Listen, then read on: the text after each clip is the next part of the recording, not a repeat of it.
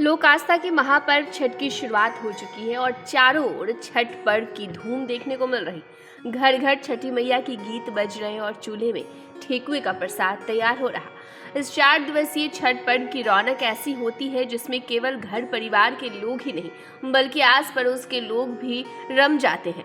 छठ पर्व की शुरुआत 17 नवंबर से हो चुकी है और 20 नवंबर को उगते हुए सूर्य को अर्घ देने के बाद छठ पूजा संपन्न हो जाएगा।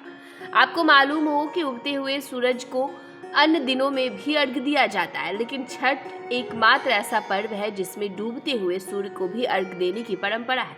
ये इस बात का संदेश देता है कि अस्त के बाद उदय जरूर होता है। वहीं इसके पीछे एक मान्यता ये भी है जिसके अनुसार सूर्य जब अस्त होता है तो वह अपनी दूसरी पत्नी प्रत्यूषा सूर्य की अंतिम किरण के साथ रहते हैं, जिन्हें अर्घ देने से मनोवांछित फल मिलता है। उधर आपको बता दें कि 20 नवंबर 2023 को कार्तिक शुक्ल सप्तमी के दिन उगते हुए सूर्य को अर्घ दिया जाएगा। इसे उषा अर्घ या फिर उदयमान सूर्य अर्घ कहा जाता है। इस तरह इन दोनों दिनों में अर्घ देने के बाद ही छठ व्रत संपन्न होता है, लेकिन इस बात का विशेष ध्यान रखें कि छठ पूजा में सूर्य देव को अर्घ समय पर देना चाहिए। आपको बता दें कि वैदिक पंचांग के अनुसार हर साल कार्तिक माह के शुक्ल पक्ष में षष्ठी तिथि को छठ महापर्व मनाया जाता है, लेकिन इससे 2 दिन पहले यानी कि चतुर्थी तिथि को नहाय खाई के साथ छठ पूजा की शुरुआत हो जाती है। छठ का पहला अर्घ षष्ठी तिथि को मनाया जाता है।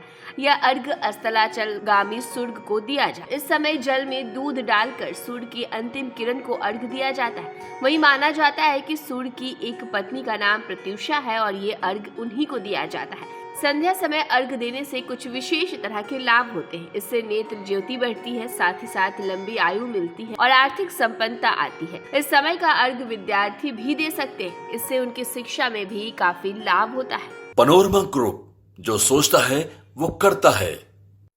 ये लो मुंह मीठा करो, आज मैंने अपना जॉब छोड़ दिया, अब हम पूर्णिया वापस जाएंगे। जॉब छोड़ दिया है? मतलब ये घर कैसे चलेगा? हम करेंगे क्या और माँ बाबूजी क्या बोलेंगे? इसलिए मैं एक और मिठाई का डब्बा लाया। अपने बिजनेस के लिए लोन अप्रूव हो गया। अरे लोन अप्रूव हो गया वो तो ठीक है, लेकिन पूर्णिया में हम रहेंगे कहाँ? अपना घर भी तो नहीं है वहाँ। इसलिए तो एक और मिठाई का डब्बा अलग से लाया हूँ। हमने पूर्णिया में घर ले लिया है, पूर्णिया के ई होम्स पैनोरमा में। पूर्णिया में पैनोरमा ग्रुप लेकर आए हैं ई होम्स पैनोरमा। बड़ा घर, आलीशान जिंदगी और अत्याधुनिक सुविधाओं के संग। अरे अब क्यों मुंह मीठा करवा रही हो? क्योंकि हम घर वापसी जो कर रहे हैं। घर वापसी की खुशी पूर्णिया में ई होम्स पैनोरमा के संग। ई Homes Panorama, luxurious lifestyle redefined.